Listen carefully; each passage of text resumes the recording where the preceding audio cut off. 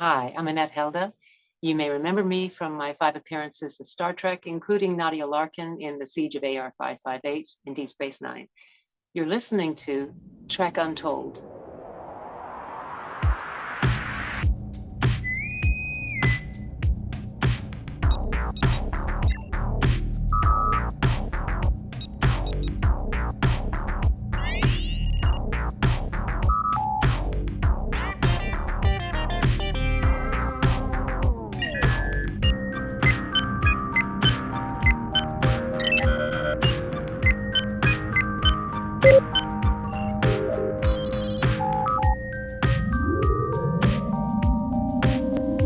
Hello and welcome to Trek Untold, the Star Trek podcast that goes beyond the stars.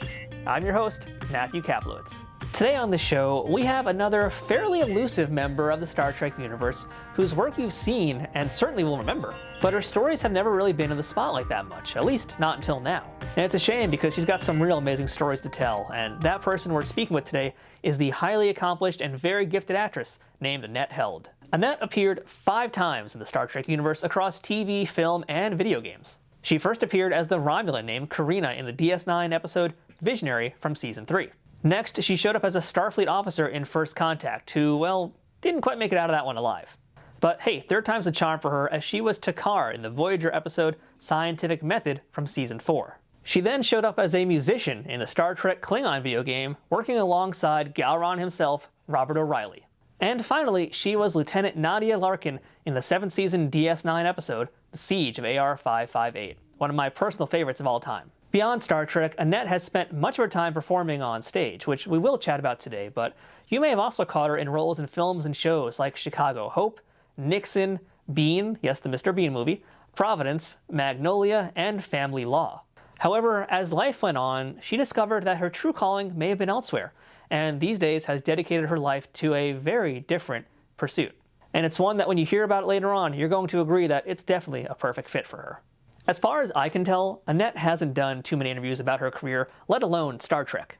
So when I say there's some untold stories in this one, that is not a lie. Her resume is diverse and her skills are unparalleled, so I was very happy to have some one-on-one time with today's very special guest, Mrs. Annette Helde. But before we begin this week's episode, I want to remind you to follow Trek Untold on Twitter, Facebook, and Instagram at Trek Untold, all one word. You can get show updates, check out some fun memes, and let me know what you think about what's going on with the current events in the Star Trek universe. You can also support this show directly on Patreon at patreon.com/TrekUntold, where you can support this show for as little as $2 a month. At higher tiers, you can listen to the shows before they come out, know about my guests well in advance, and even have a chance to ask them questions, get transcripts of these episodes to make sure you get all the info, and more benefits coming soon, including watch parties and live streams. But that's all dependent on more fans like you coming over and letting me know you want to be a part of events like that. If you want some Trek Untold merchandise, check out our store for gear and apparel, including shirts, hats, stickers, water bottles, notebooks, and a whole lot more. New designs will be added throughout the year, so it's always worth taking a peek. Trek Untold also has an Amazon shop where you can peruse everything Star Trek, sci-fi, and geeky on Amazon in one convenient location. If you're looking for a gift for the Trekkie in your life, or maybe want to see some of my favorite non-Star Trek things that you can get for yourself, check out the link for my Amazon shop in the show notes on the audio version and in the description below this video on YouTube.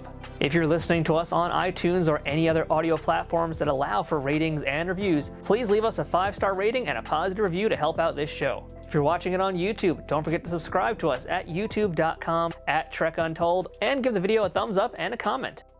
All of these things help more people find this show and to continue growing and bringing you awesome guests each and every week. Now, without further ado, let's beam in this week's guest.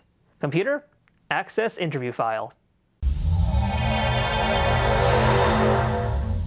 And welcome back to Trek Untold, and now joining me on the other side of the screen, you've seen her in a bunch of things on Star Trek, you've seen her in a bunch of things in movies and film, and all sorts of other places. I'm super excited today to be chatting with you. We're joined by Annette Helde. Annette, how's it going? Oh, wonderful. I couldn't be better.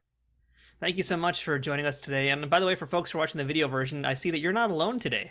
Oh, Bobo, you get to say hi. Yeah, she's my emotional support dog. I have 3 little tinies. They're all rescues and they're kind of reluctant on camera, but they scoot up next to me and they keep me quiet and sane and comfy when I'm shy on camera. Yeah. Oh, yeah. And Minnie's in the back. They keep us all in perspective about the world. Don't all dogs? I mean, that's. Do you ever have you ever had a dog? I never had a dog. I've haven't had anything that has four legs, basically. If it's swam in a bowl, I've had one of those, but no animals Oh, like that really? yet. Yeah. Oh my gosh. Sometime it'll call you. Maybe the I world hope would so. be terrible without dogs. That's what. Very true. Very, very true. So yeah, now let's jump on in here because we have a lot to discuss today. Not just Star Trek, but so much more that I want to get to know today. So let's kick things off on that note. A little bit more Star Trek centric here. So Annette, what's your earliest memory of Star Trek? Did you grow up watching the series? Oh yeah. I mean, I am not nearly as versed as the amazing fans of Star Trek who are like bibliophiles. You know, they I would come home from school though, and I mean, it was when William. I'm dating myself, but William Shatner. He was. They were in Leonard Nimoy. They were so committed to what they were doing, and they were so zeroed in and focused. And it was a real optimistic show. It was very, I mean, there was my favorite Martian on about the same time, but it was like sort of a lighthearted look at something that I don't know. Star Trek kind of grabbed you. If you was going to grab you, you know, it was taking your minds places that Rod Serling in Twilight, Zone. It was really testing you out there. It's cool. It's kind of fun that you mentioned my favorite Martian because that was with Ray Walston, and he was in Star Trek. Serious? I didn't know that. Yeah, he's actually in. I think he's in at least two episodes, and he did one with on the Next Generation, where he was working, in fact, alongside Patrick Stewart because he played Boothby, who was the groundskeeper at Starfleet Academy. Oh, cool. Yeah, very cool. He So was he's my done favorite. all manner of sci-fi. Plus, he was Popeye's dad in the Robin Williams film, but we don't Oh, have to yeah, talk yeah, about yeah. that. I love that. Yeah. So yeah, let's get a little bit of your origin story now, Annette. I'd love to hear a little bit about where you were born, who your parents were and what they did, and what little Annette wanted to be when she grew up. I wanted to be a big fat grandma, just like my grandma. She didn't know that that was the biggest compliment I could have given her because she had such a warmth and girth and you know. But my mom was a nurse. My dad was a Norwegian. He started up lumberjacking up in. He born right over after they got over on the boat, and I'm half Norwegian and half mixture, and they were of meager, modest means who sacrificed everything for their kids, and they were artistic and unique. And my dad was a wonderful golfer. He imbued that through to me. My mom was a creative, lovely, strong woman who I just wouldn't change my upbringing for anything. I grew up in Long Beach, California, and I was always kind of shy and oversensitive. And uh, I was one of three kids who were put through that gifted shoot. And that puts you in a strange place when you're going to a different special class and a special this and that. And unrealistic, pressures are starting to be put on you. And I'm very fortunate I found the arts early on because that released you from any shyness because you had a place to put it. So in high school, I had this wonderful teacher, Randy Bowden, who, he was having you do things in the little tiny black box we had. Even then, it was, he'd bring pictures of, oh, I don't want to bastardize it by using that picture. Very poignant, wonderful, earth-shattering pictures in the early 70s, late 60s, which were provocative of the war and such. Hmm, And okay. make, go from there, improv, boom. Hmm. So it was treating you as an adult early on. And that grabbed me. It was, everything from Flowers for Algernon to, in fact, I remember Flowers for Algernon, he said, what role do you want to play? The leading lady, the doctor.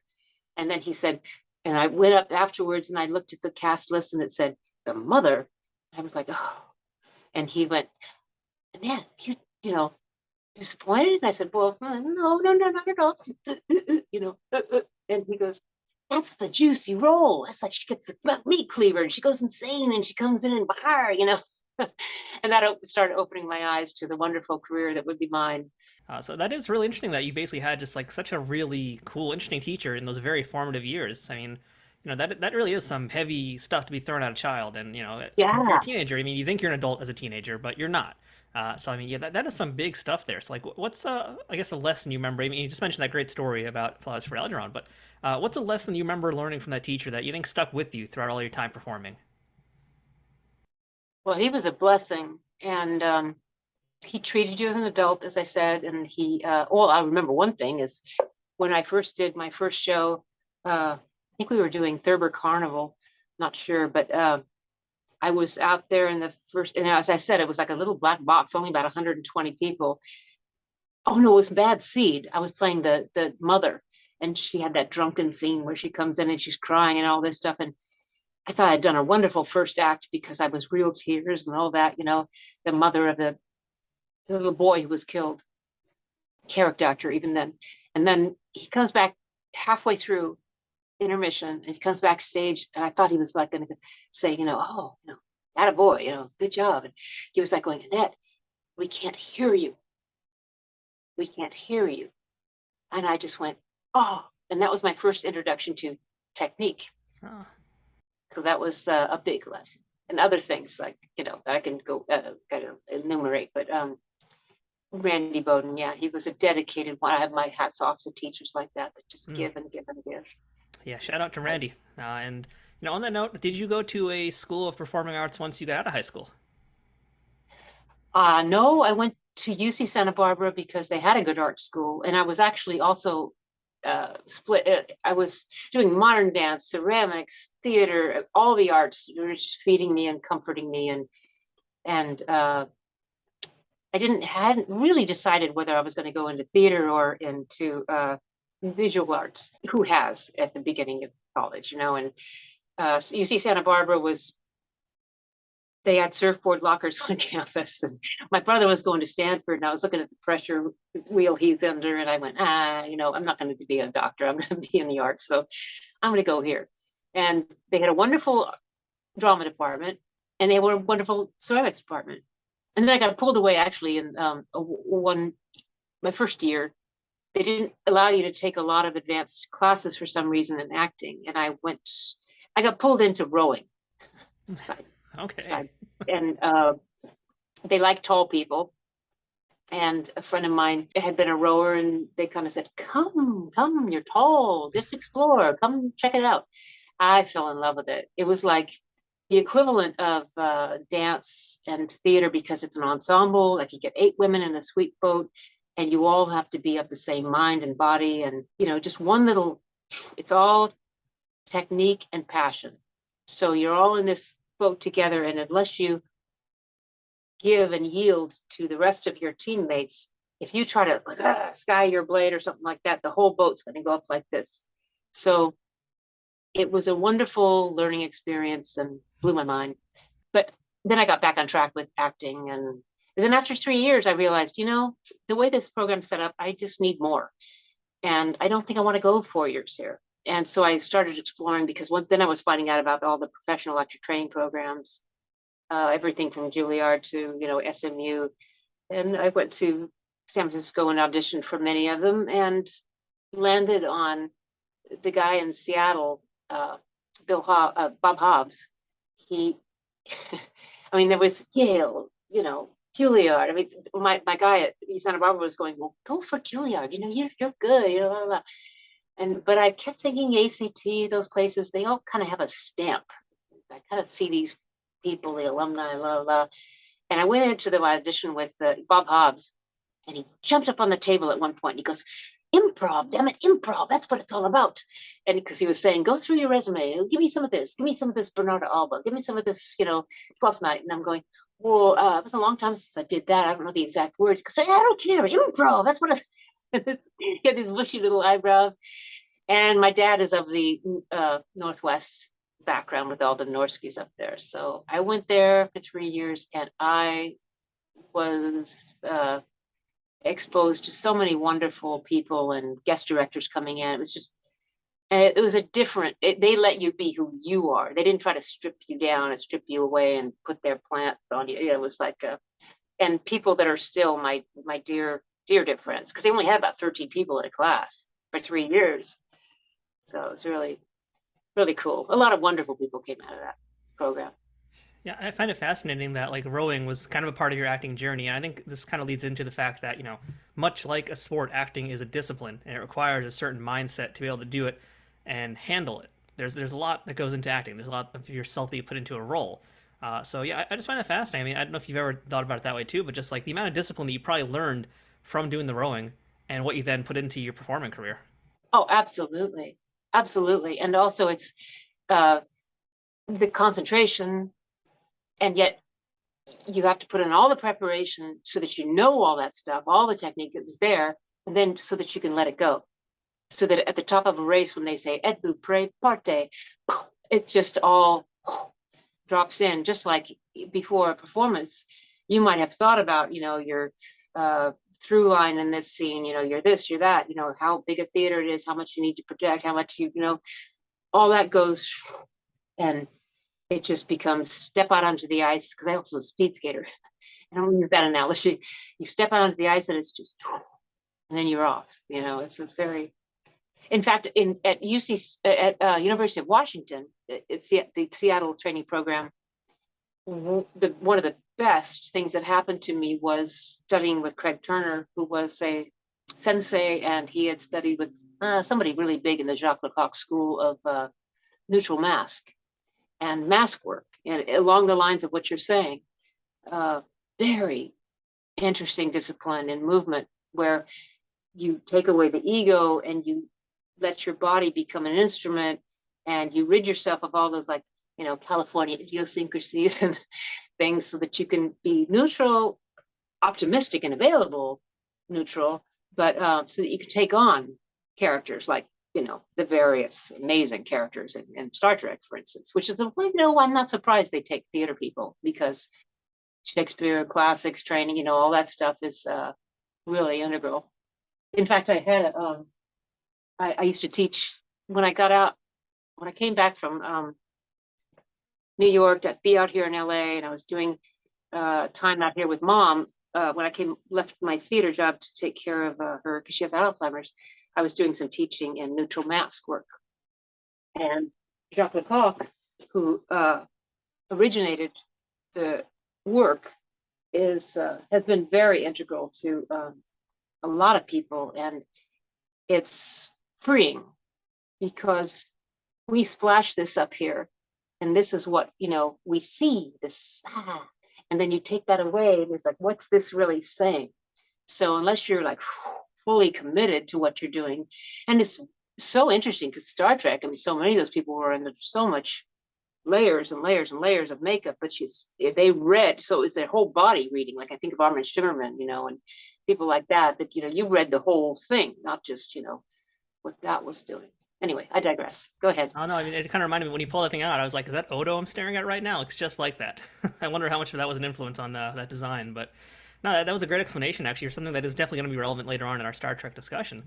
But yeah, let's talk a little more about your theater work here, because I think most of your career, or at least a lot of it, has been in the theater more so than on film and on screen. Yes. So I guess I'd love to hear, if you remember, what your very first gig was, your first professional gig in theater, substantial. Let's leave it at that, substantial role maybe, and what you learned from that time on stage.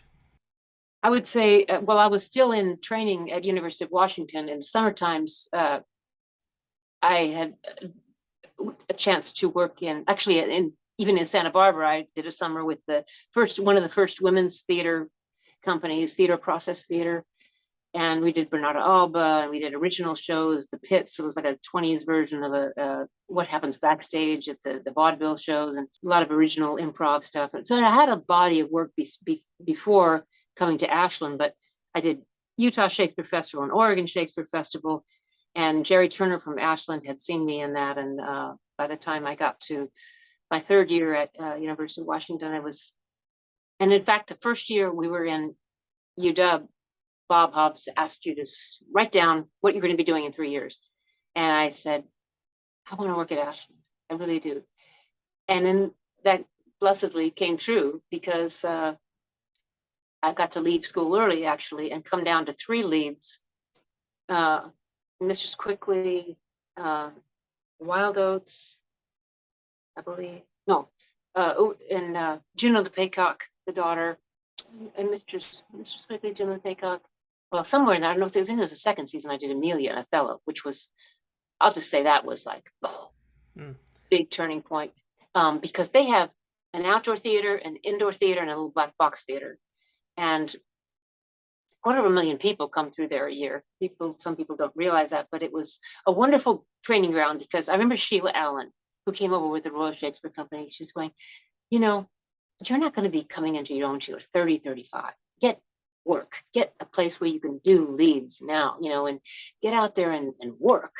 And before you go to New York, and then you get put in places where it's going to be slimmer, And she was right. So I had 2 seasons out there at Ashland, and I think Amelia and Othello, because I had a lot of exposure to Shakespeare, and I loved it.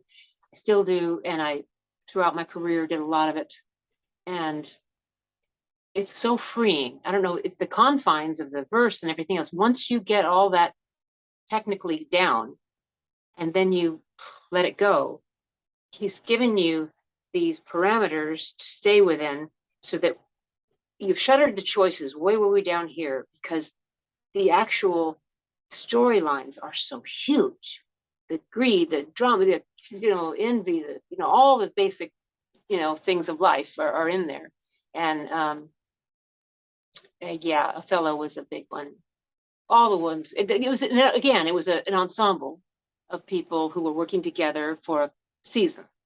And that's always drawn me, because you can trust each other right away, and it's wonderful. And so that was a wonderful leg up. And then I had made the decision to move to New York, because I knew theater was a calling, and then became the world of, you got to learn to do some side gigs till I get, Hustle. Side hustles. And fortunately, I'd learned to type, and a friend of mine taught me how to bartend, and that was wonderful. But fortunately, I didn't have to wait too long, because I got, actually, when I was when I was at University of Washington, a lot of casting directors came and directed shows, and Jim Nicola at the Public Theater, Joe Papp's Theater in New York City, had been there, and he was in my corner, I know, rooting for me. But Rosemary Tischler, the casting director there, goddess, she looked after, I did several shows through the Public Theater, and it hosted so many, James Cromwell, Jimmy Smith. I mean, just the list would go on forever. And I'm sure like 3/4 of them have done Star Trek. But that was, I was doing my first role, my first equity contract was to fill in on an understudy and the Antigone. I didn't get to really go in and audition for the actual cast, but later they cast the understudies, and that was my first really big mind-blowing experience, because they had gone through a few Antigones. Joseph Chaikin was directing. Don't know if you know him. He was all about process, and probably because at 5 years old he was told he was going to probably not live very long. He had a heart condition, so he was always about process. And this man, I was told about 3 hours before going on that I was going to go on for Antigone, with F. Murray Abraham of Amadeus playing Creon, and she had a wisdom tooth emergency, and I had to go on, and I got to go in there, and I was up on it. I was ready.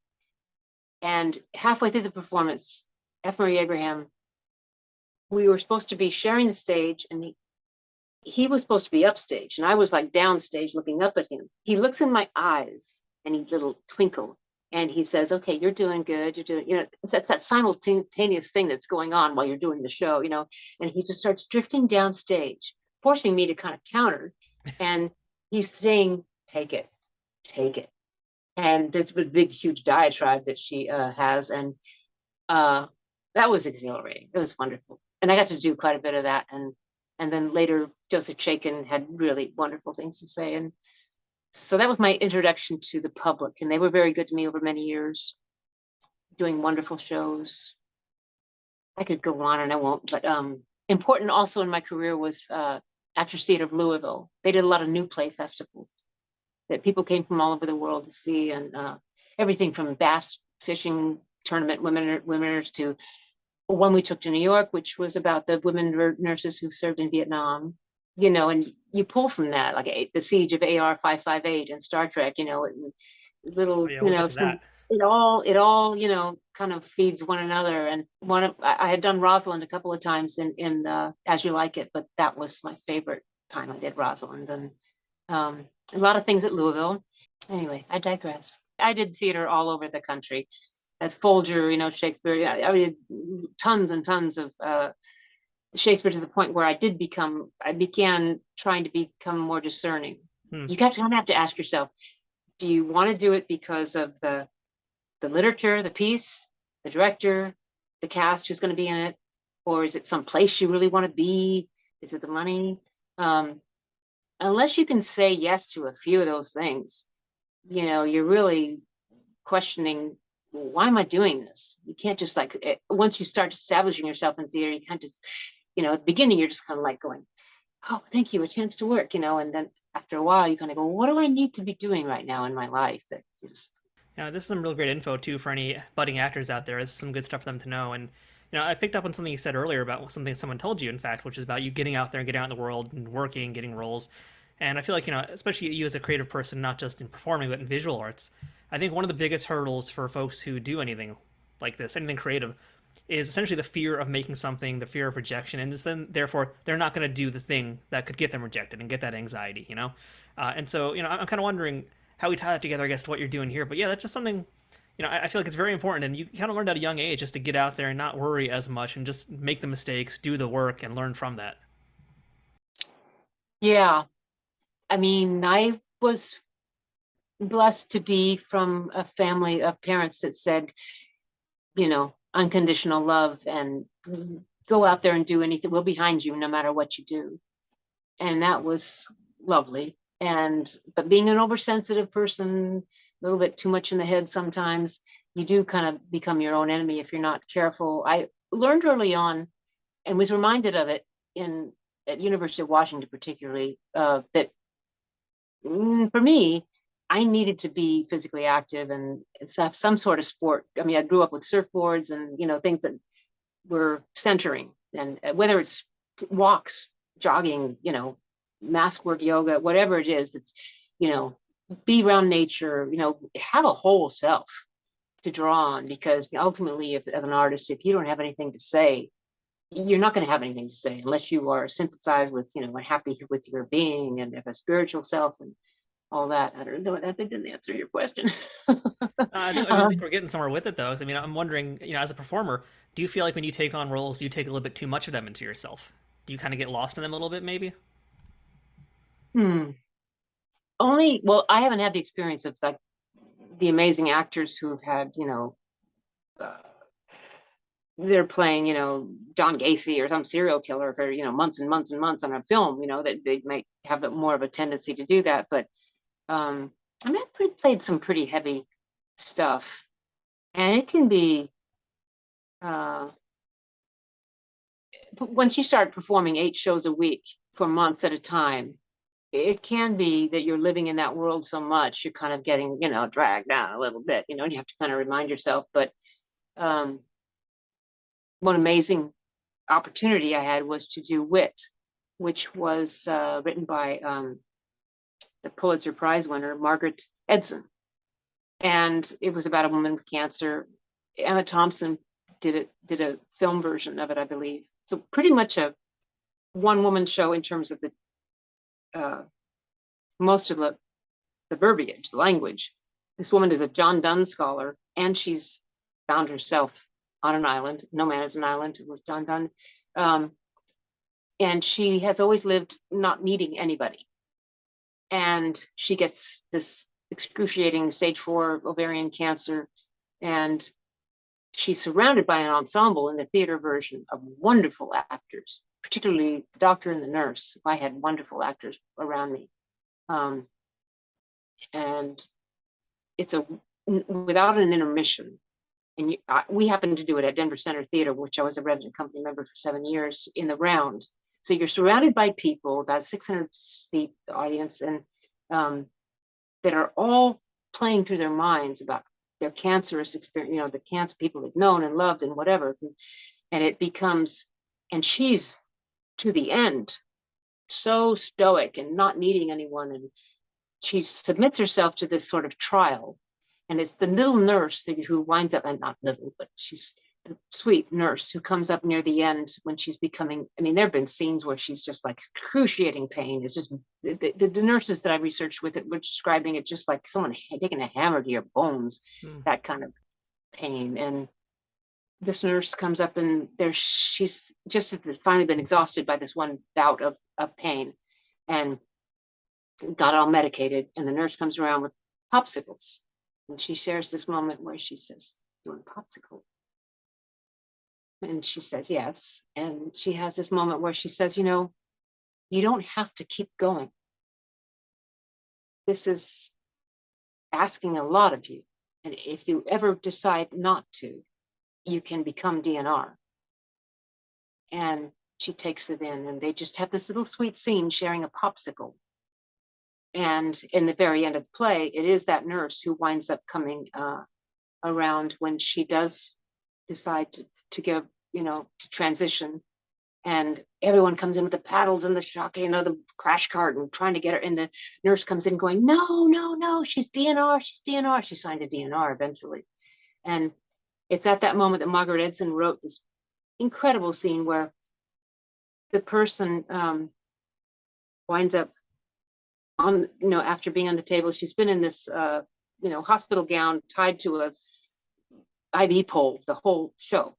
And she just, they were sitting there on the, trying to get her, shock her back to life and everything. And they are unable to, the person on the, bed comes up and she's able to finally see and yield to all these people and be grateful in a state of real great gratitude for all these people that gave to her and blessed her. And she, little by little, she takes off the accoutrements. She just, takes the port off from the, IV off, and she's looking around. She's looking at the doctor who just wanted her for that research so much, and forgives, and goes, and goes around until finally at the very end, off comes the bracelet, the gown, it is coming down here. And the very last moment she looks, and then she's going to the light.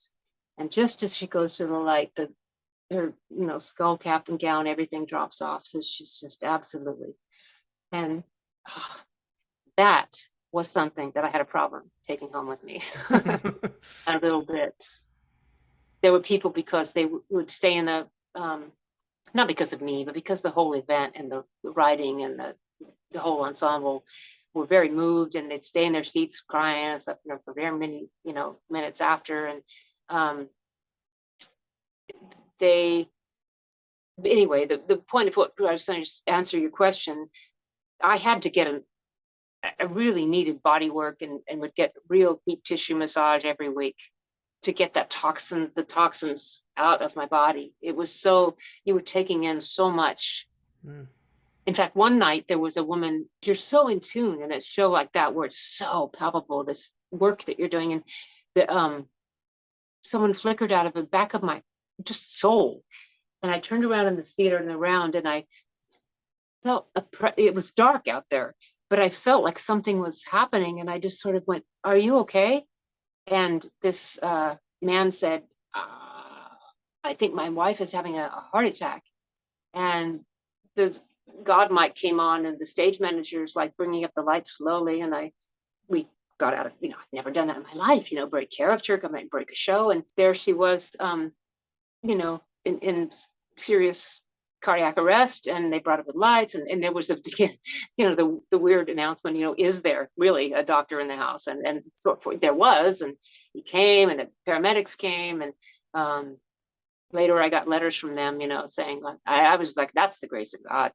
That's not me. That was something that was, untold over a bunch of people being together doing, work where there's energy. Yeah, that is a heavy role. I'm glad you described the whole thing, too, for folks who might not be familiar. That is some heavy stuff. That's a lot of weight to put on your shoulders. And something that you clearly took a lot of physical weight. It sounds like you still have a little bit of that weight, too. Like, you're still dealing with, essentially, the trauma of playing a character like that. And those things don't always just go away.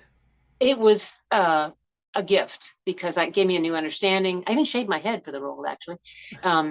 And then you'd walk around town in Denver, people are looking at you like, oh, and I was like, oh no, I don't have cancer. I don't want to be a fake, but my husband is just winning his battle with lung cancer. Things happen, Which is awesome Anyway, news. Yeah. So on congratulations. a lighter note. Keep fighting hard.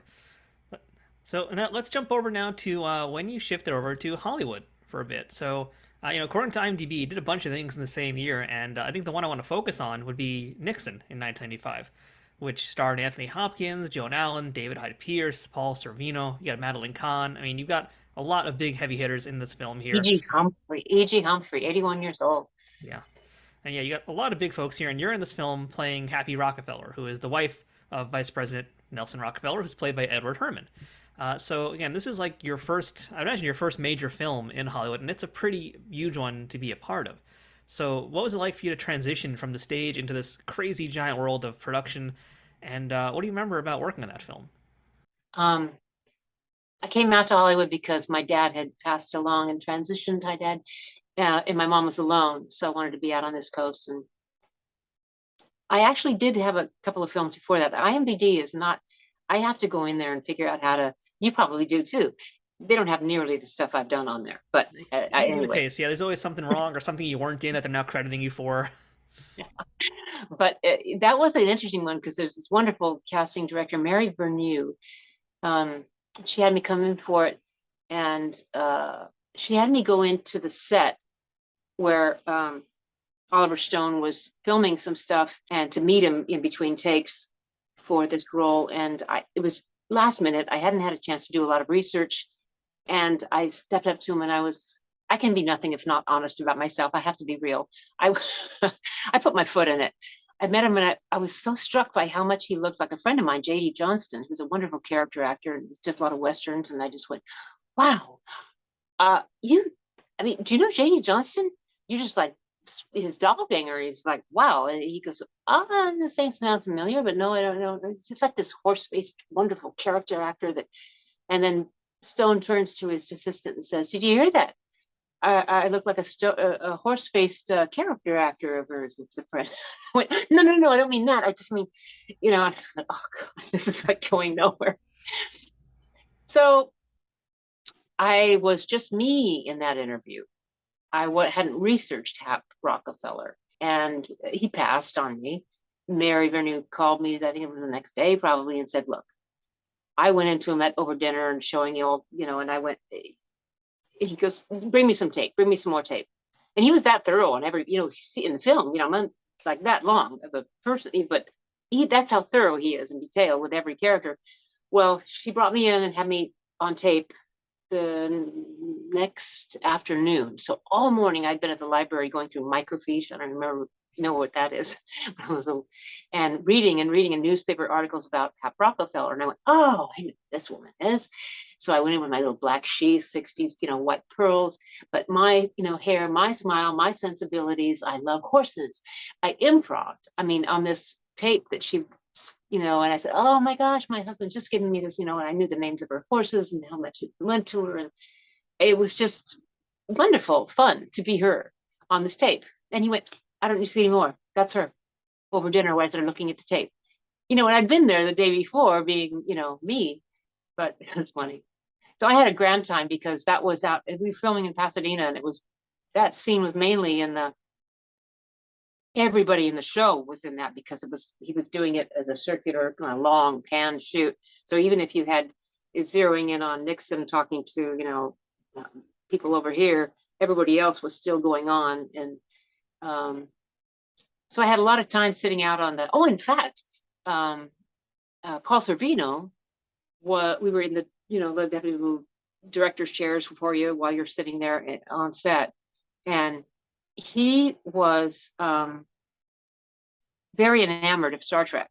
Yeah. And someone else had come up who was picking up sides or something for the next day's shoot or something like that.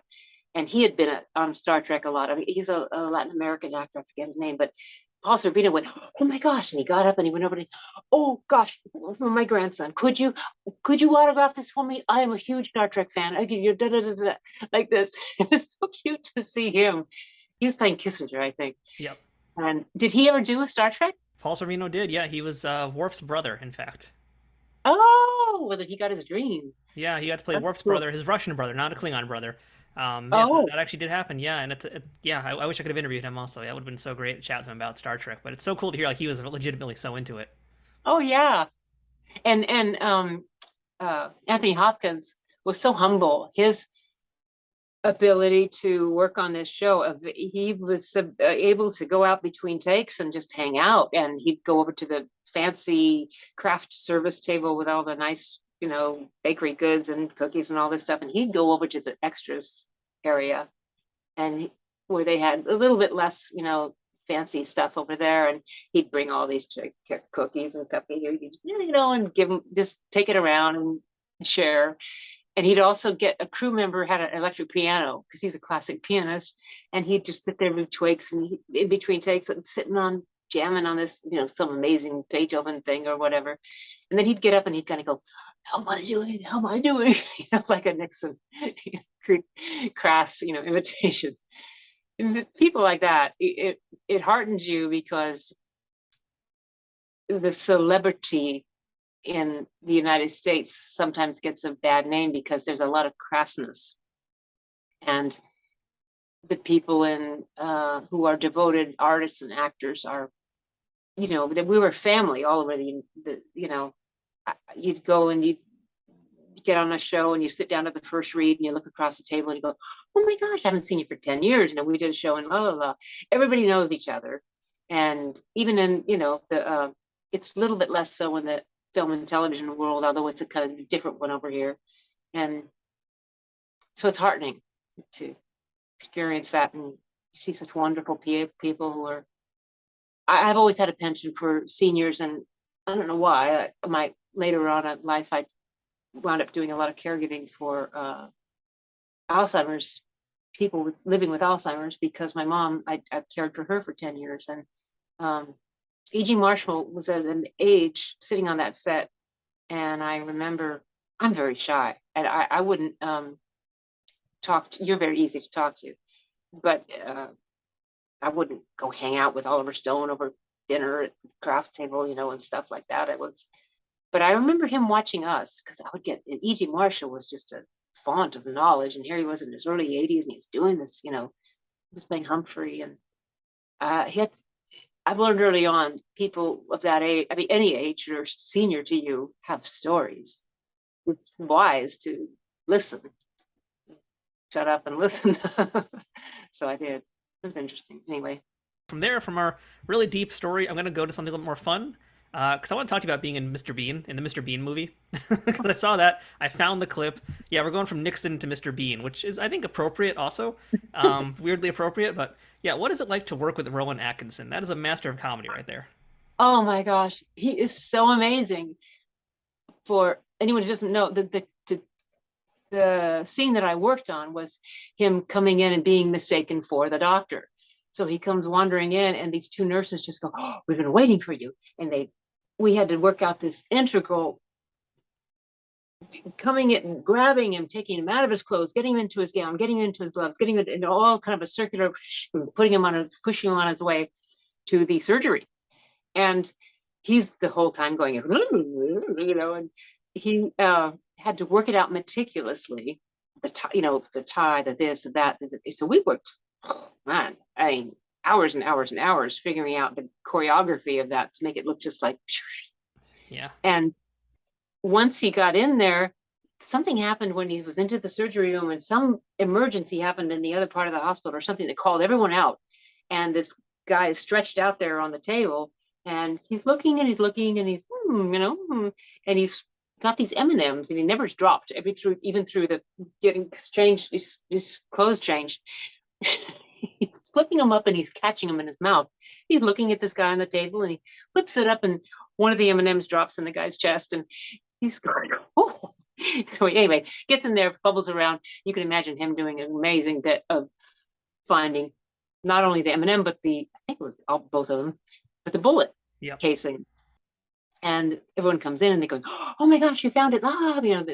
Hence him becoming that amazing doctor. Well, he, of course, long one take kind of Really? Amazing, amazing shooting on that scene. And he would drop back after every take and next to the director and just look at the, take, and he would be going, very serious. He'd get very, this was the Rowan Atkinson that people don't see. I've seen, and it was just like, oh, I was looking over there going, whoa, because he was very, and he's talking about, da, da, da, da, da. And then he would just, grab that Bean character again to do another take. But he was very, much a craftsman, artist, what needed to happen, this, that, and the other, and would discuss. And then I remember there was one of the guys that were new to any kind of acting or filmdom or anything, and he was an extra that was just kind of like walking past, as soon as the cameras were rolling, he was, walking past people were before we started the whole thing. And we did the ultimate no, which was, here you are ready to do your bit as an extra, and you're going to talk to the principal who has to keep all this stuff in his head and ready to go. So, I would say probably not want to disturb him. But this kid goes, I just can't, amazing, Abby, how you do what you do. And it's like, you really, and Rowan Atkinson just kind of answered him, and then he answered him, and then he went. And I was like, oh my gosh, what, presence of mind, and truly a brilliant guy. Yeah, that was a hoot. It kind of sounds like, it reminds me almost of like Jerry Lewis, because I hear he'd do the same thing. Like, he's so wacky on set, but then in between takes, and he was one of the first guys to pioneer this. In fact, he would watch back what he did. He would do playback, change things up on the fly. Like, that's pretty interesting. And it makes sense because, for Rowan Atkinson, there's so much timing in what he does. And timing is like what makes it more funny. It's not just his little beanisms, but it really is like the timing of everything around him and the synchronization of all those elements coming together. It's so economical. I mean, just precision. And Lucille Ball, too, was apparently that way. Just like, and you'd think it was just flying around, and no, she was a scientist, Yeah, that was fun. That was a fun one. Trek Untold will return momentarily. Trek Untold is sponsored by Triple Fiction Productions. Celebrating 15 years in business in 2023, TFP creates 3D printed Star Trek and sci-fi inspired items that fit into any collection. Whether you're a cosplayer who wants a Starfleet phaser, a Bajoran tricorder, or a Klingon dagger, or a toy collector looking for that special accessory or diorama to make your figures truly stand out, Triple Fiction Productions has exactly what you need. And for you figure fanatics, that includes products that are the perfect size for Galoob, Mego, Playmates, and everything in between. All products are 3D printed in the US, with new designs constantly being updated on their website. Repeat customers can sign up for TFP's loyalty program for free, which is a great way to save money as you build your collection.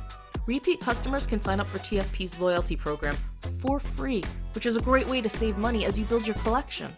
Repeat customers can sign up for TFP's loyalty program for free, where the more you order, the more discounts you receive. TFP also has a pay what you want section, where clearance or misprinted items are available at a discounted price. Best of all, every product can be shipped worldwide. As a special bonus for listeners of this show, Trek Untold has a special discount code just for you. Enter Untold10 at checkout for 10% off of all orders with no minimum purchase required. That's 10% off using Untold10. To see all of their products, head to triple-fictionproductions.net.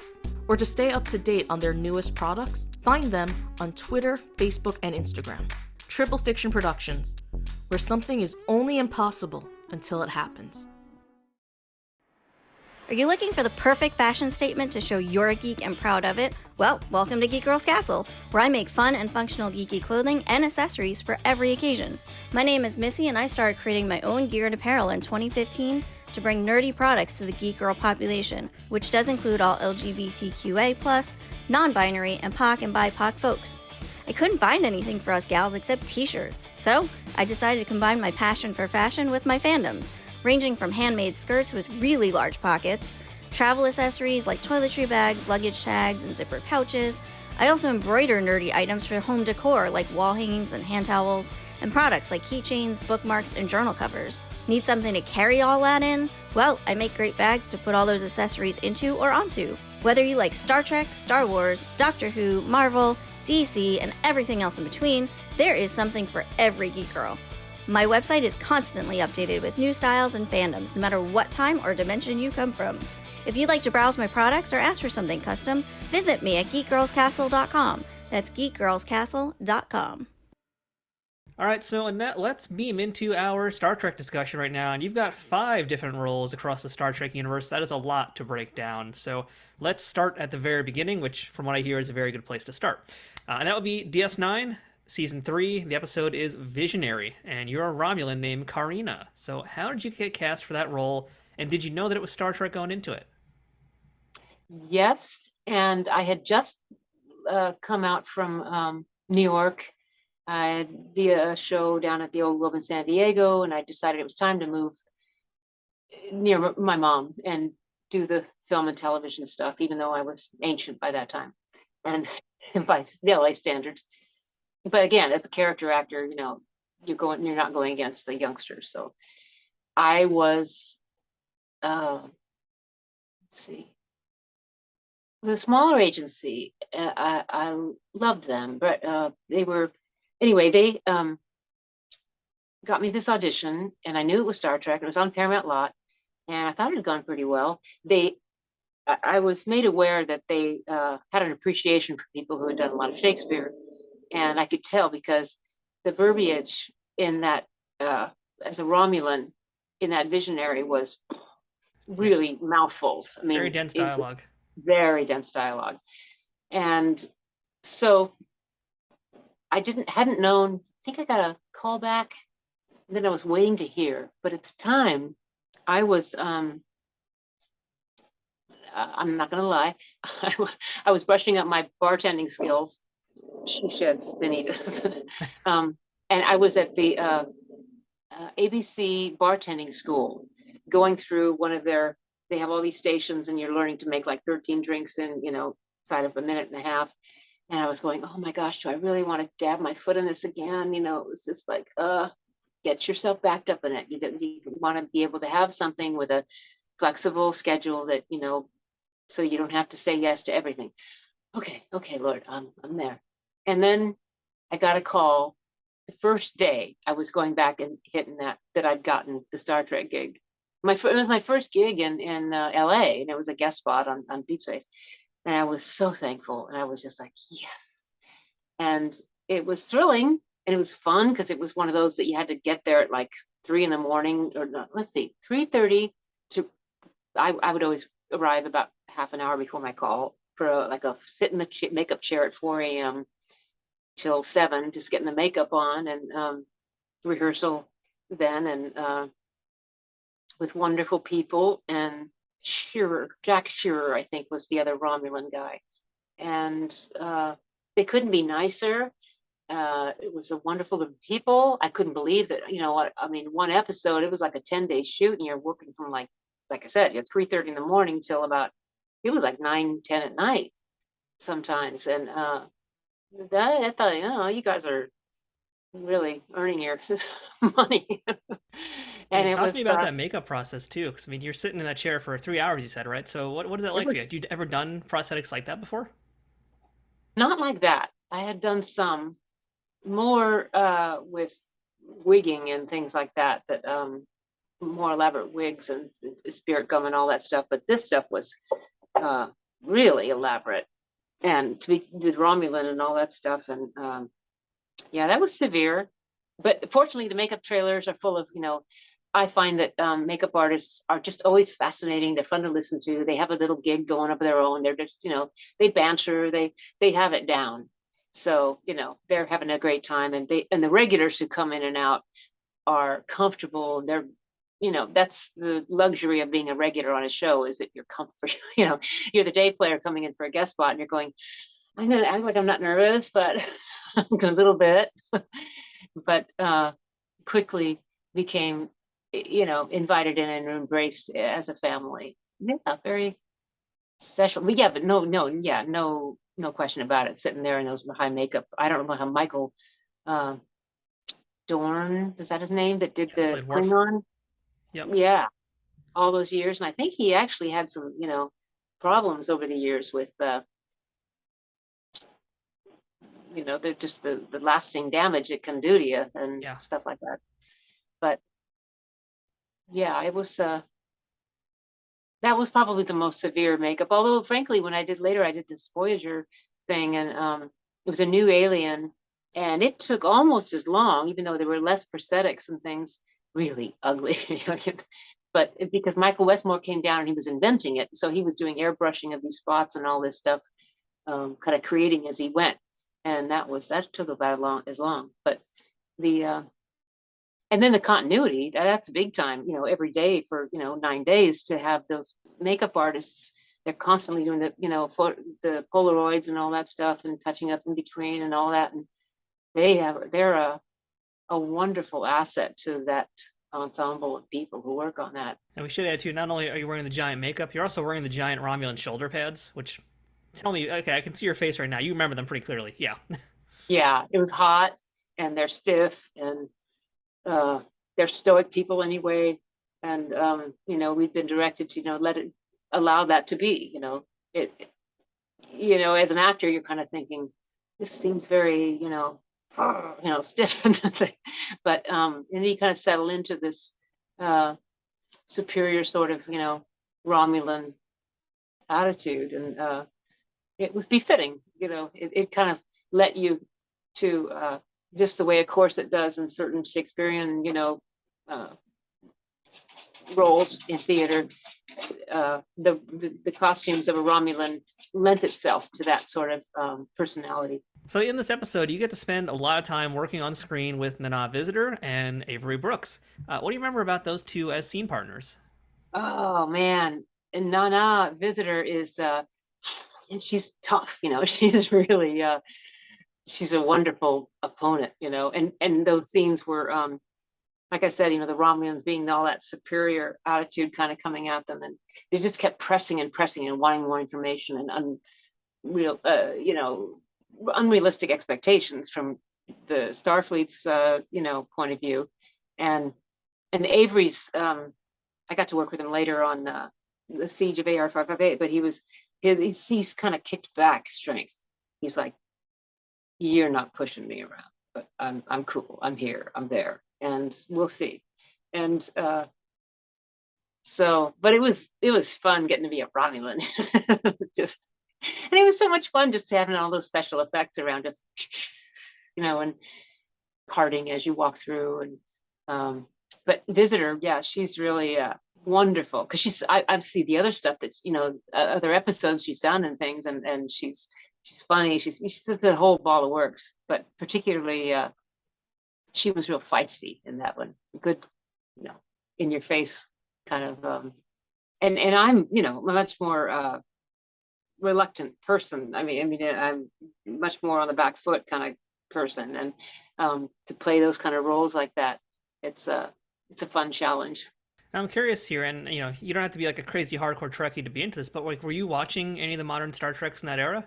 Not a whole lot, because I had been trying busily to make my way as an actor, just gig to gig, for the last 10, 15 years before that.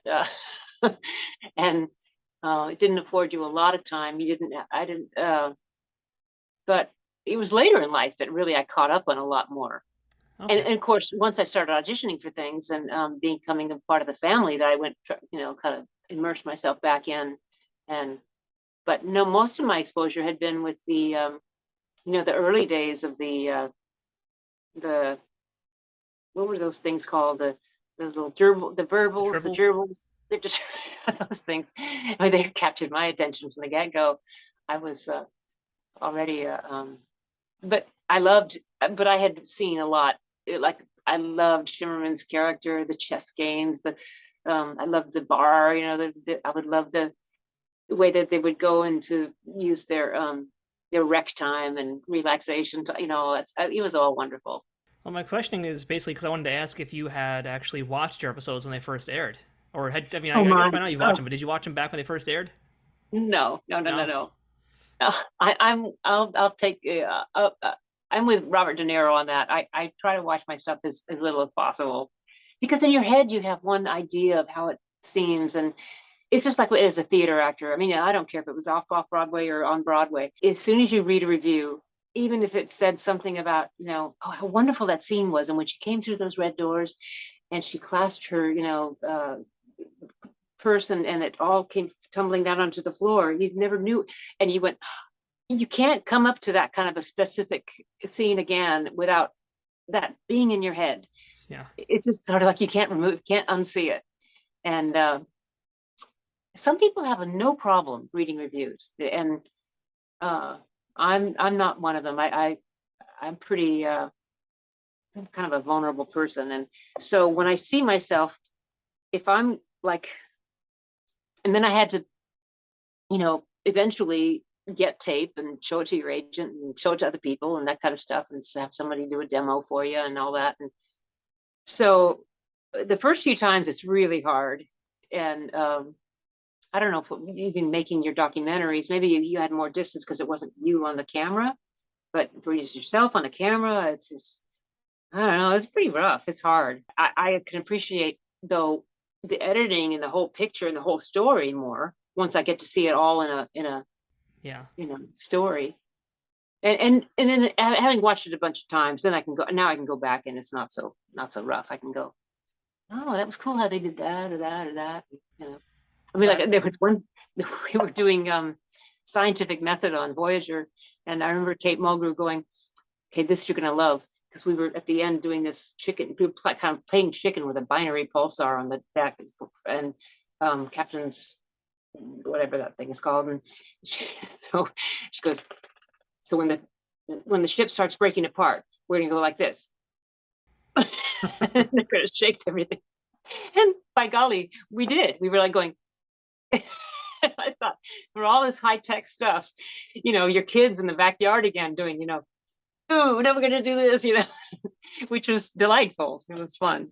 So from your time on DS9, you then jump over to the Enterprise for a little bit, because your next appearance chronologically is in Star Trek First Contact. This is the second TNG movie. Oh, yeah. And also your first time putting on a Starfleet uniform. So how was it to put on that uniform for the first time? And more importantly, how tight and constrictive was that thing to wear? Very. Very. Although for the women, they always had this kind of like place for your undergarments. You're always kind of the same proportion as other Starfleet members, I find, How convenient. There's not a lot of room for different body shapes, I think.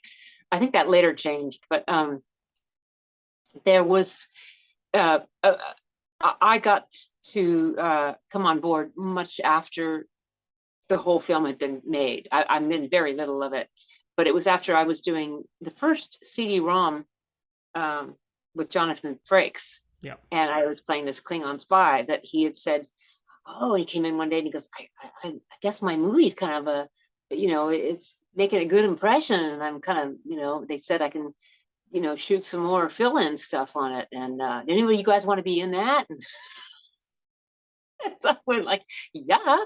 And he goes, well, we need some more fill-in on, some, Starfleet members being Borgs and this kind of thing. And he goes, you'd be good at that, or you'd be good, and he kind of invited us to come in and work in that way, which was fabulous. And it was, again, in the makeup chair and becoming, with those metal pieces on your face and becoming a Borg. And but there wasn't a lot of backstory and a lot of depth of, arc to your, characters and such. It was more, like you said, kind of fill in from here to there. But Jonathan Frakes, see, just to be around that set and the workings and all that stuff was so cool. And even working that CD-ROM was, he was quite provincial, the first one in, and it was kind of, they weren't really smooth and suave on how they were getting in and out of things.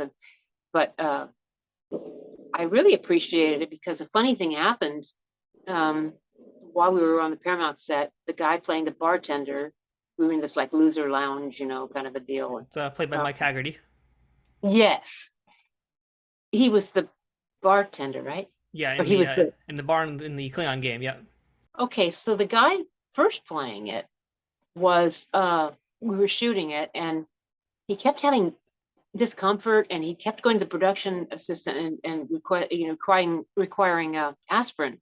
And finally, the PA went up to Jonathan and said, "Man, this guy is like on his 24th aspirin, and I don't know, but check it out. Maybe you can talk to him and see what's going on." And Frakes, we were all kind of around in the chairs and stuff, and he goes, "Hey, I hear you're not feeling so well." And he goes, "Ah, no, it's gas, I'm sure it'll pass." And he's going, "No, no, no, no, no, no. This is a game. We're shooting a game.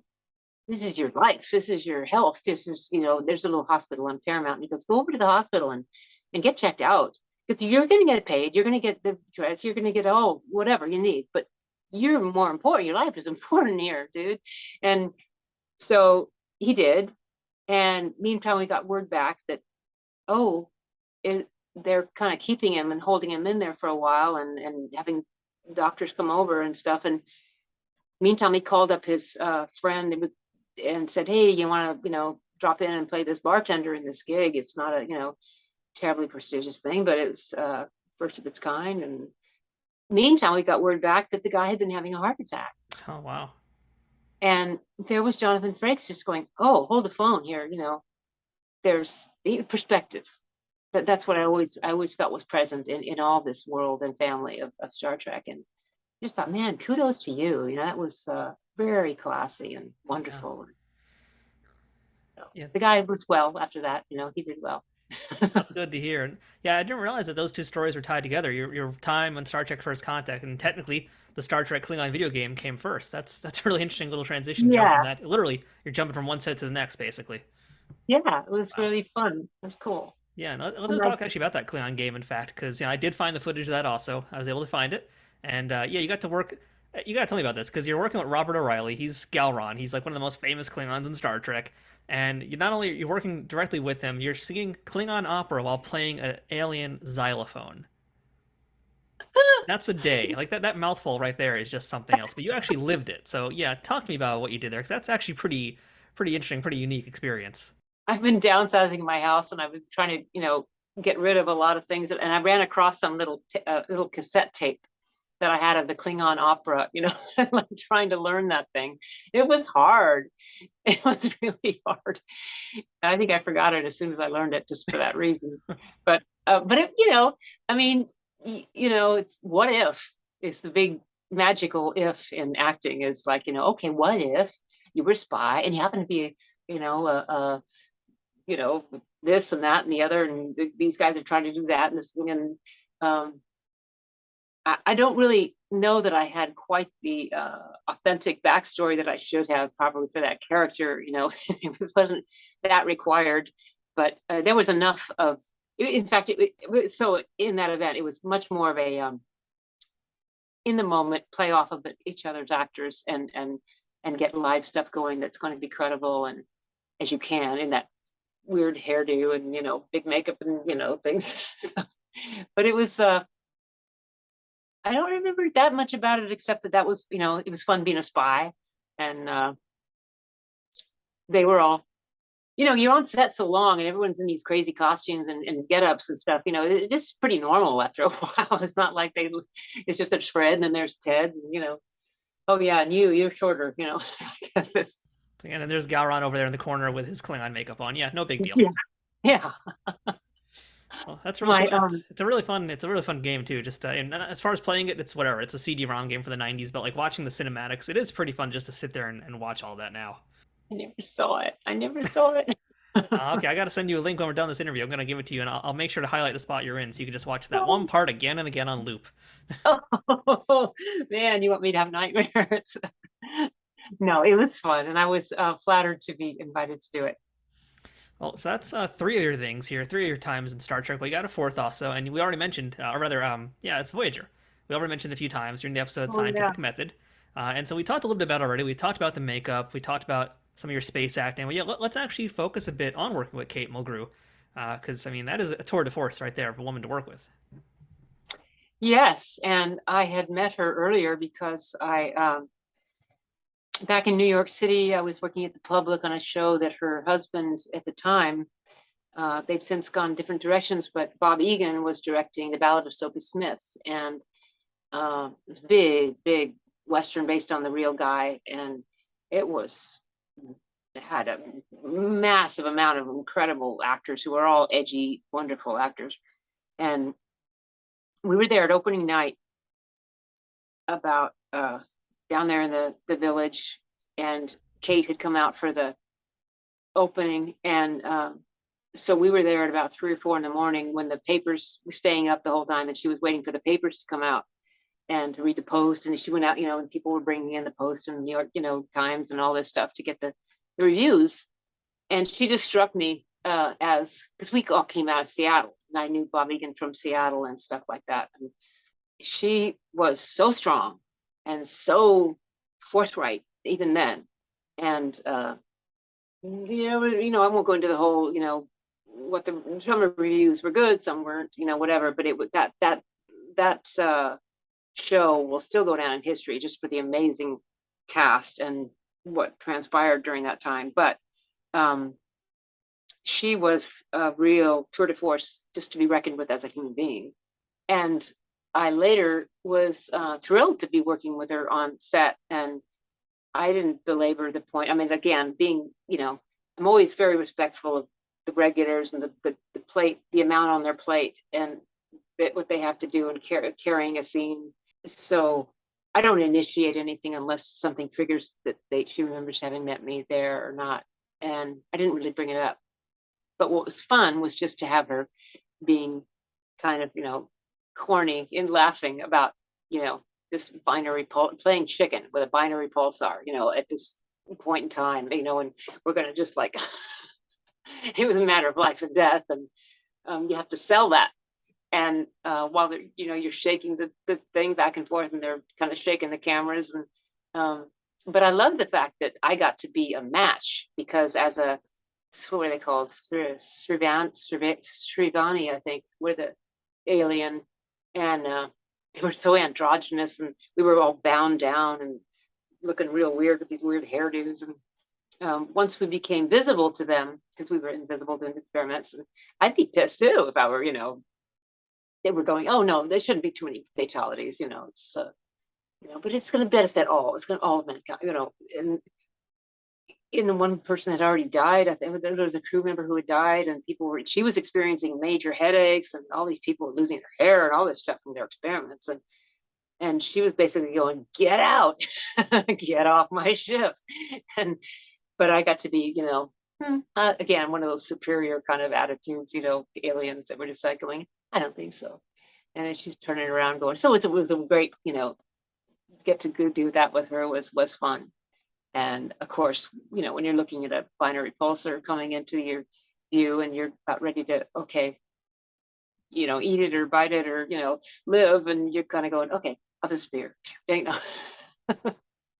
we did.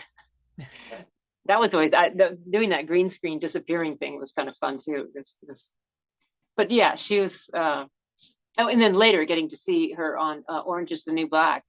Yeah. What a magnificent part she plays on there. I had a lot of friends on that show, and she's really great character on that. Yeah, so that was a privilege. Yes. Now, we should add at this point, before we jump into your next role, you basically have seen the Enterprise E bridge. You've been on the Deep Space Nine space station, and you've been on Voyager. So, this is a nerdy question here. What was your favorite looking set to be part of? Which was the one that wowed you the most? I was in so much shock going into the first Visionary taping. DS9, yeah. First guest spot with Star Trek. I was sort of, and everything looked, majestic and big and spaceshipy and, all this stuff. And so that was pretty impressive. That was like impressive. But my favorite was the next one you might ask about is the Siege of AR-58, AR-558, because it was down on that planet in those caverns and stuff. So that was kind of my favorite set.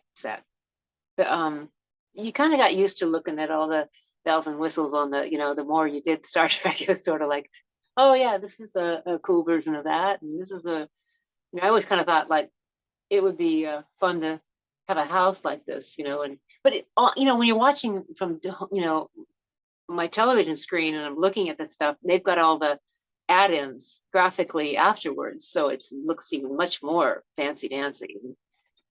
Right there, it's not quite dancing the way it does on the, a little bit less impressive. But I love that AR-558.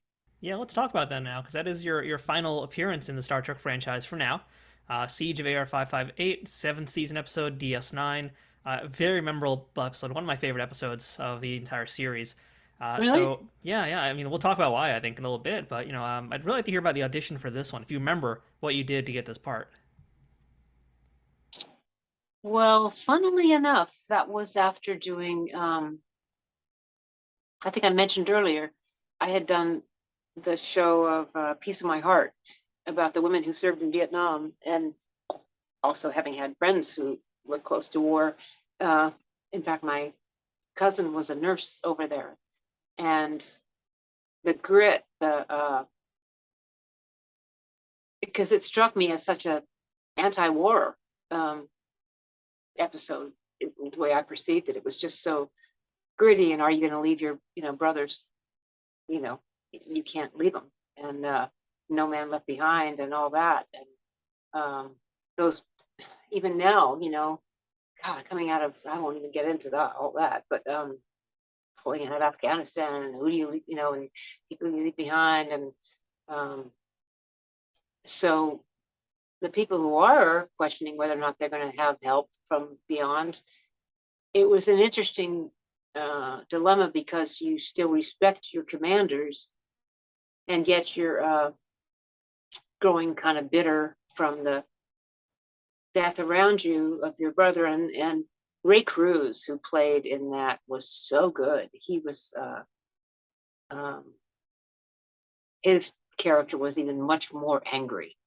And my Nadia Larkin, the lieutenant, was so much more, she was trying to be much more pragmatic and find a solution, and giving him the laydown, that was just, the lowdown. It was like, hey, we got nothing here. And he was just a burning, simmering, we got nothing here. He was a real low talker and real. But I remember, so it was easy to play off of people like that, who are, because you're holding these weapons that are, ray guns, kind of like, and it was sort of like, they're not like real, AR, 15s and stuff like that. And I probably called that wrong. I don't know guns, but you're having to invest such commitment to make that a reality. And in getting killed and all that stuff, it was auditioning for it was fun, because you got to play a real scene, real nitty gritty. I enjoyed it. I was really glad I got it. And because I could be much kind of more myself, and just without any makeup and stuff, just be a Starfleet member, and of that amazing ilk of, repute. And Avery Brooks, being in the trenches with him. And yeah, talk about intimidating, because now you did a scene with him back in Visionary, but this time around you're in a battle scene with him, so it's a different kind of setting, different kind of mood. I would imagine a different kind of Avery that you're working with also here. Yeah, he was really good in that, because he was torn. He was, and once he made the decision to go down and commit and help this group that needed help and were getting killed and off and all that, you saw the kind of actor he would be in any number of other films and such.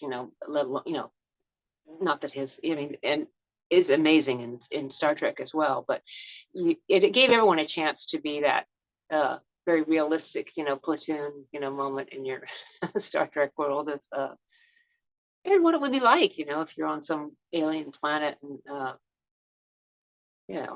push come to shove, it's death and life and all that.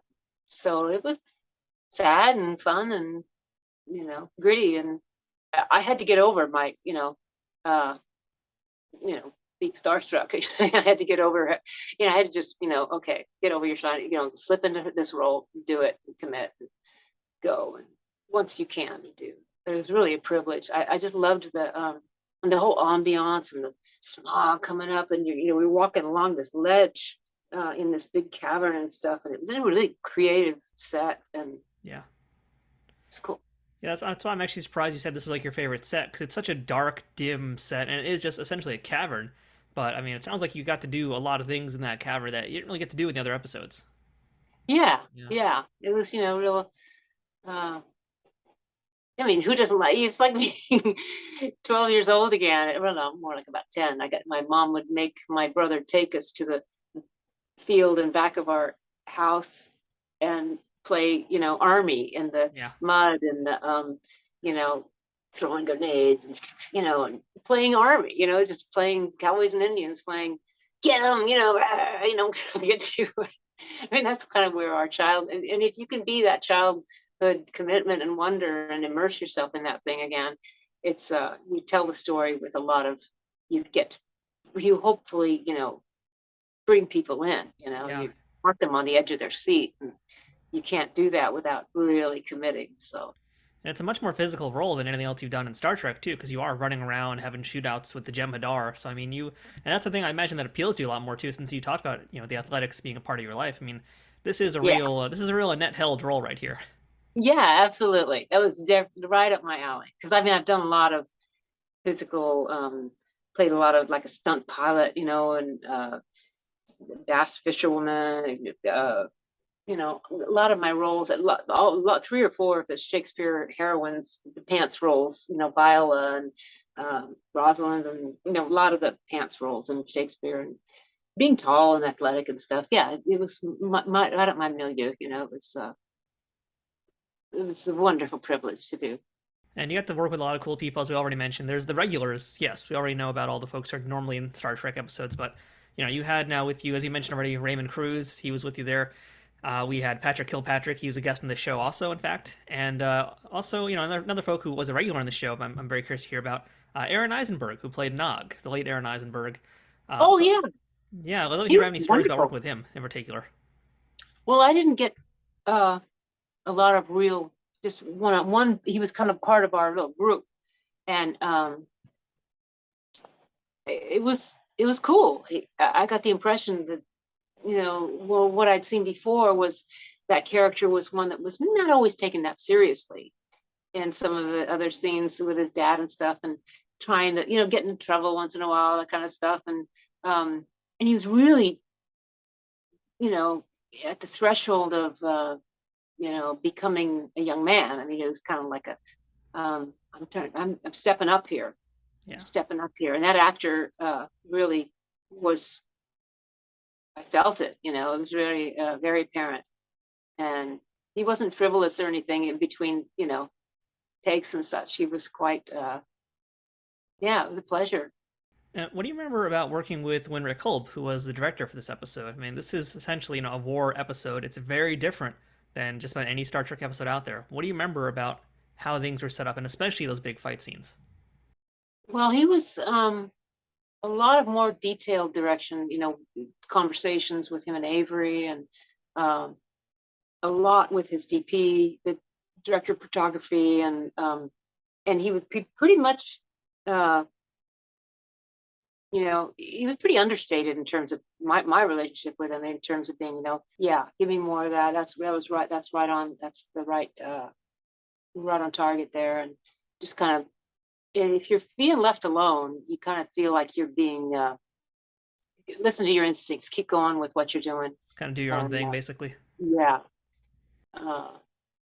it's been a while, and I'm old, I had a 92-year-old favorite actor friend of mine, Archie Smith, who used to say, whenever he'd fail, he'd be like, well, I'm old, batting his eyelashes, because he was sharp as a tack till he was 92. But yeah, I don't remember exactly some of the direction he gave, but it was more him kind of dropping in and just kind of going, okay, this is, where the stakes are, really getting, kind of elevating the situation. You kind of giving us a temperature check on things, seems to me. Like when we were inside the cavern and kind of laying out what's happening and stuff, it was looking at the maps and stuff. It was, and then when we got down into the nitty gritty stuff, he was like, it's like, yeah, like as if you're, playing a war movie, I guess, just I mean, this episode is basically like Saving Private Ryan for Star Trek, and it's so much more realistic. Also, I think that's one of the reasons I like it and it appeals to me because,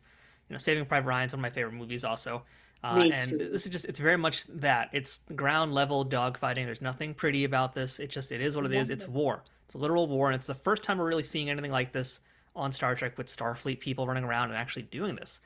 So, Yeah. again, I think we've talked a little bit about now, what you thought about it and what you brought to the table with some of the roles you had previously, but just looking at the episode as a whole, I mean, what did you think about the content and the story for this? And more so on top of that, I mean, did you feel like it was a very non-Star Trek kind of thing to do?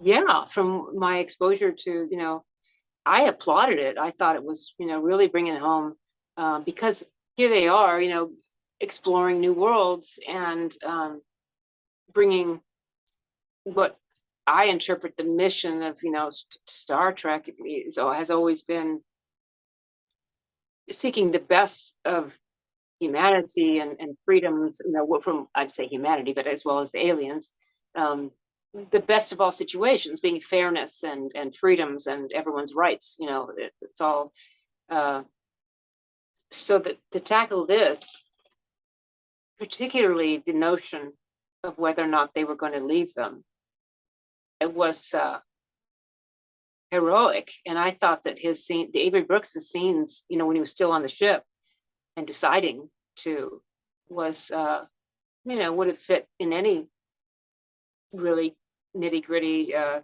Vietnam War episodes I've seen. I'd say Vietnam War just because that's my Your age, reference? yeah, reference. Looking back, and I could see the Green Mile, any of the World Wars, but I loved it, just loved it. It was what finer crew to put that against the backdrop of. I don't know whose idea it was or whatever, but how it evolved in terms of their scheme of things. Some of you, the fans that know the whole backgrounds and things of that are far more educated than I, probably know more about how that evolved. But I was sure privileged to be a part of it. It's really great anytime you get to do something where you feel like you're, you know, doing telling an important, wanting to impart something that you believe in. Not that the others aren't, but uh, anytime you can do that, it's a you feel grateful. Hmm. I mean, I feel like I'm not going out on a limb here when I ask that. Is this your favorite episode that you did in Star Trek? Yeah, Yeah, okay, that was an easy answer. Yeah. absolutely, absolutely. I mean, like I said Yeah. earlier, it definitely felt like the most Annette Held. Getting to know you now, I feel like this was the one that was really the most you out there. I mean, what do you feel about it? I mean, how much of yourself did you bring into this character? Oh, absolutely. It was just stripped me. It could have been me. Hmm. It would have been, Nadia Larkin, Annette, and that allowed me to be, you know, what if I were in this situation and I didn't have to make many removes from that. It was I did A Few Good Men, and I was in Washington D.C., and that was another similar thing. With what if you were, a naval, uh, lawyer in the Navy who was in this situation, seeing unfairness, and you had to fight. Well, then I was able to bring me. I was able to bring me to this because there didn't need to be a remove. It didn't need to be a character actor, who's like someone who has uh, who's an alien who has this presupposition about life. It was like more of it might be the 20th, whatever, third century or whatever, but it's still kind of, and it might be the American Federation, but it's the United States in a way. It's sort of like we're a democratic, free society that, um, and yeah, it's just a privilege, man. It was, I've known too many people that involved with wars and things that to not try to do your best to um, do them credit, And I know, and especially looking in the eyes of people like Avery Brooks and Ray Cruz, who are just like taking it absolutely serious. You're going to portray someone who's giving their all in a, you know, war type situation. You better come up with the goods and mean it, and make them proud kind of deal. So yeah, it was really a privilege. I'm glad I got to do that. Now, if you don't mind me asking, I kind of just want to see if we can line up things chronologically here, because you mentioned that you moved to LA to kind of start caretaking for your mom a little bit. So is this still happening during the time that you're filming Star Trek? No, in around 92, 93, I decided my dad had passed in 87, and I was in the middle of a Broadway show, Shakespeare on Broadway, out of nowhere. God bless you, Dad. And then after that, I started making my way. I was in another show on Broadway, Tony Randall's Shakespeare Company. We were doing Timon of Athens. And I remember reading the book by Pat Riley, The Winter Within. And I was being yanked, I was getting these little God whispers about my mom being alone on the West Coast. And I'm in New York, and I'm doing a, wonderful piece. And Michael Langham's directing. And I read in the margins of that wonderful book, never underestimate your time on the bench.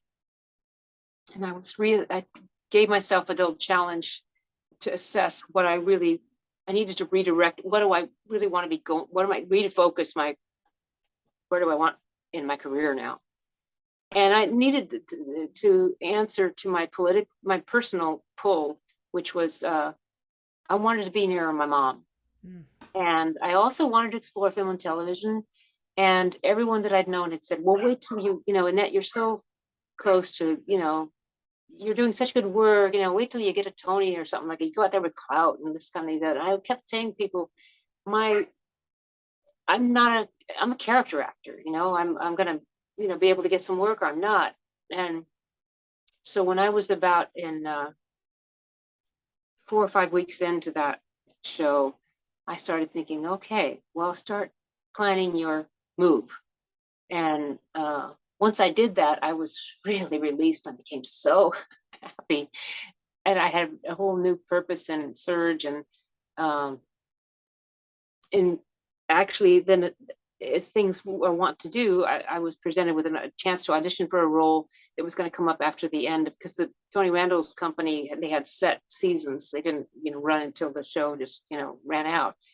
So I was able to go to the Old Globe Theater in San Diego to do a friend of mine's piece called Dirt with James Whitmore, wonderful actor.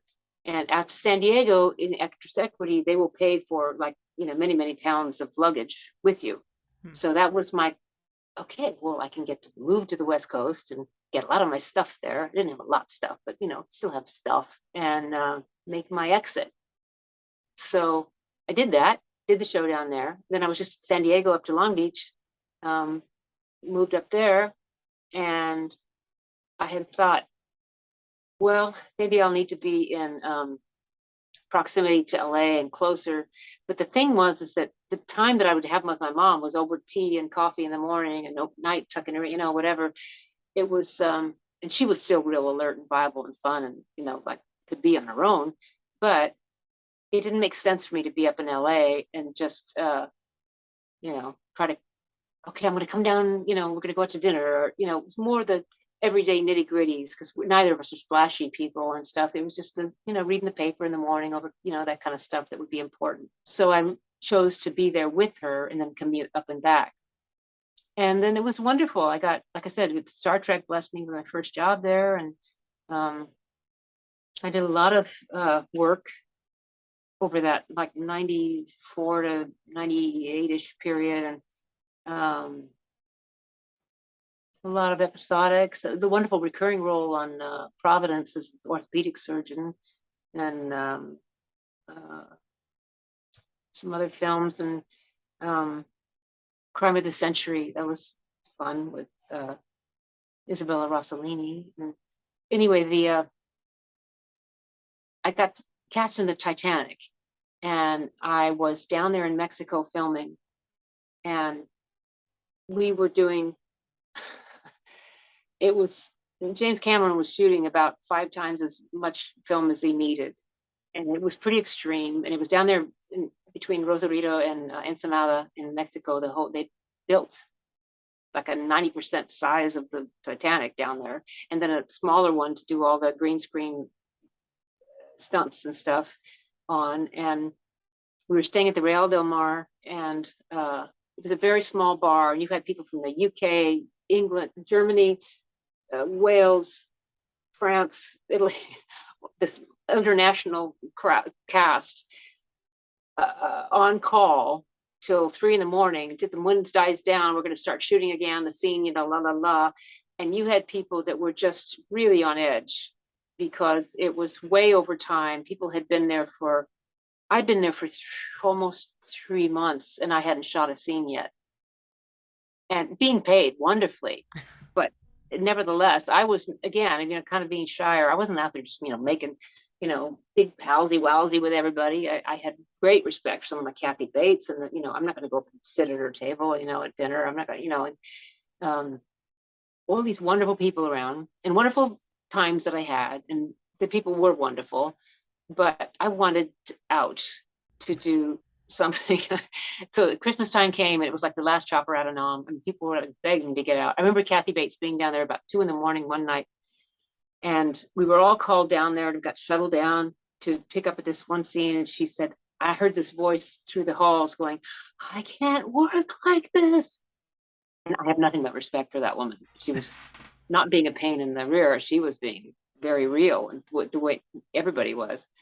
But that was my ticket out, because a dear friend of mine at the time, Israel Hicks, was directing a lot at the Denver Center Theater. And I'd heard all about how wonderful this company was, Donovan Marley really creating a resident company and paying more than they paid on Broadway. I mean, it was in wonderful condominiums. They set you up. They had a whole season, la, la, la. Long story short, I got a call saying, they need another person. They need the B woman for Three Tall Women, Edward Albee's Three Tall Women. I said, no, I've talked to Matt McCorkle casting it, and it's cast, la, la, la. And no, it's not, Annette.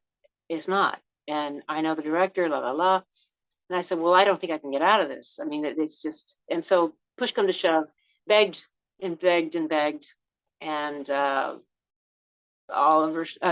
James Cameron was very sweet and saying, okay, I'll give you your out. And we're going to shoot your scene tonight. I was one of those upper first class women, with all her jewelry, going, oh, they're going to have us back on board by, breakfast, and being put into the lifeboats as we were going, her furs and all this stuff. And which is a short little scene. But what had happened was, if you hang out, your character got more and more and more. So I was giving that up. I knew it, but that's okay, because I was getting an invitation to come out to a resident company to do theater with a wonderful ensemble doing wonderful work, and a director who said, on the basis of people who know you, I'm going to cast you in this unseen. So I didn't even have to audition, and he was inviting me to come out to do it. And I began the 7 years with the Denver Center Theater that I wouldn't have traded for the world, as being one of the resident company members. So I was able to do that for 7 years, do their season, and then come home and be with Mom for the most of the summer. And that worked out really well until I went back out to, I was working in Denver when friends of mine and the neighbors were calling saying, it was toward the end of the season in 2005, and they said, Mom's acting really weird, la, la, la. And sure enough, I was, she's calling the cops. She thinks there's people in her backyard. And so I had a wonderful dog at the time, in a 1980 Mercedes-Benz that was a turbo diesel. We packed it all up, and we would make a vacation coming in and out of Denver, take about 4 or 5 days each way. And I said, Mom, don't call the police anymore. The show just ended last night. I was going to take a couple of weeks, but I'm coming home. Give me 3 days. Just give me 3 days. I'm going to be home in 3 days, okay? And asking the neighbors just to keep an eye out for her, and just threw everything out. I had a feeling I wasn't probably going to be coming back, and I just went free, putting things out from my condo, It was an event, and I met the challenge and came home, and Scruffy was the whole time was like going, we're really going fast home. We usually take a long time. I get to stay in Santa Fe, and they give me a pork chop, and this is not our usual descent. And sure enough, we got her diagnosed, and she had stopped taking her meds. She'd run out of one of her medications that if you discontinue it abruptly, it produces a lot of hallucinations and such. So we got her back on things and all that. But regardless, yes, it was the beginning of Alzheimer's. So I made the decision to eventually, I could still leave her at that time. And I toyed with the idea of just doing commercials, but I couldn't leave, go to Mexico and shoot films and stuff like that anymore. And I had to regroup. And so I picked up a couple little bartending gigs just to kind of pad till I found, what am I going to do? I had a big nest egg, but it basically went over 10 years, and I wouldn't trade it for the world.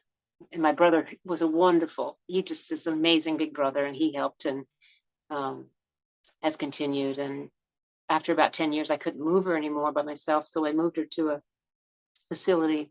But she was always one who said, if my head's above ground, I'm going to appreciate life. I'm going to find a way to love it. And she kept up her verve and laughter and spiciness all the way. And she lived with Alzheimer's for 16 years, Wow. which is unheard of. Yeah, that's pretty long. And she did not have to go through the end stages, which is forgetting how to breathe, and she just reached a point. I'd been up there 2 days before to see her, and all through COVID, everything. And she had met my husband at the time, all through that time, she would like take his hand and my hand, and, she'd become aphasia by that point. So she didn't have a lot of words anymore. But 2 days before, we were up there, and we were always very physical and hugging and stuff. And we were this and that and the other. And she's like looking at and I go, were you seeing people up there? Is that people or the angels? Or she's like, yeah. And she was really talking to people. She was being called. And she took my hand off of her and she put it down on the table. She patted it, and like, you can be on your own. You're okay. I'm okay. And sure enough, 2 days later, when the wonderful nurse called and said, I think she's going, and I got there in 3 minutes, and she just passed. And she said she had dinner, she had her ice cream, so we cleaned her up, we put her to bed, she tucked in with her bear, and 5 minutes later, she chose the way to go, and she went out the best at what I'd prayed for. So that was a blessing. But I stayed in caregiving and worked because I knew all this stuff about Alzheimer's. So I stayed in caregiving instead of returning to acting because I knew so much. It was a different calling now. It was a different perspective, and it was another journey, So that's why I'm doing that. I thought I was going to be an actor till I was 90. Just kick me off this stage, But it's been very, very rewarding, and I wouldn't change it. Well, thank you for doing that, because that's very hard work to do. It takes a special person to be able to handle that kind of emotional toll and the physical toll and just all that mental toll, the mental exhaustion. So, really true kudos to you for being able to do that. Oh, thank you. She was selfless. It was a no-brainer for me. All right, so Annette, that's pretty much your Star Trek career in a nutshell. A lot of really cool things, and we talked about a bunch of different things from your career. Very diverse, interesting career, but let's kind of lightning around a few things real quick here. And okay. Starting with best gig you ever had and the worst gig you ever had. Acting gigs? Acting gigs, yep. Bartending doesn't count this time around. Best gig's got to be Wit. The show I told you about with the woman with cancer, one woman's show. It was just so edifying. Worst gig, it's got to be A Christmas Carol, playing one of the Cockney chimney sweep ladies who roll around on the ground, and you have to change about 12 times, and you have to do about 17 performances in a week, and it's in heavy hot costumes, and yeah, that was the worst. All right, Governor, how about a moment from your performing career that was most challenging for you that became the most rewarding? Playing Rosalind in As You Like It. This time it was in New York for the New York Acting Unit, and I was across from an actress playing Celia, her best friend, who kept kind of working upstage. And as I said before, I'm not a real assertive, aggressive kind of actor. And finally, the director came up and said, step into my office, and said, you're the lead in this and that, and I need you to take it upstage and take back your space. I'm not going to comment on the other actors, but you just need to take it. And that gave me the rewarding part is it gave me the psychological permission to, you're right, they need to see you. And there's a reason for them. So I just became much more aggressive about going upstage and countering her, saying, they've got to see this part the way this director wants this to be, happening. We got into a little bit of it. We both wound up kind of at the way upstage, and the director finally went, "This ain't gonna work." And he took Celia downstage and he said, put her in front of an easel painting in the forest of Arden and going, "You sit here." Okay. And then that gave me free reign to go out and, so it was a challenge though. So the real siege of AR-558 was in that role, not on DS9. No, that was, I knew what to do in that. I mean, I'm not trying to toot my own horn. I just went, it was, the challenge was to make it real, give it your all, commit, and everything around all those wonderful actors you're with and the wonderful environment allowed you to be able to do that. I could have been better, I'm sure, but I gave it what I had at the time. I did my best, that's all I can ask for. How about most valuable piece of advice that someone ever told you? It can be about life or it can be about acting. Most valuable piece of advice someone ever told you that you still use and think about today? Sheila Allen from the Royal Shakespeare Company told a group of us, they came over to the United States touring, and Patrick Stewart was one of them, actually, Ben Kingsley. And they're sitting there in our classrooms and people are asking them questions, talk back, talk and answer at the end of things. And how do you know if you should really get into this business? I know I want to do it. And, blah, blah, blah. And Sheila said, if you want it badly enough, it will find you.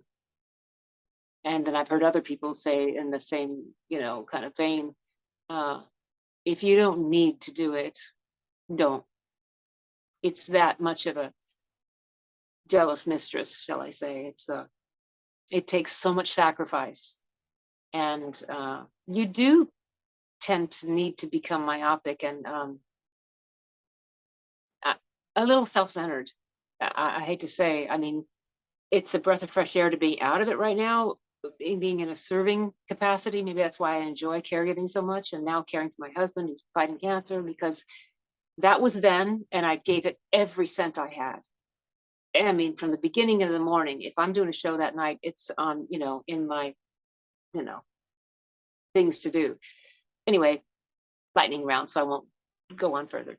But it's very true. I think anything we've seen you in that we've talked about today and even other things, you really put your entire self into everything that you do. So it's very apparent. I can imagine you are an excellent caretaker. So again, just going to compliment you again on what you're doing, because it's definitely worth complimenting. I think even more than the acting, what you're doing. So last thing for today, Annette, what is the best thing about being a part of the Star Trek universe?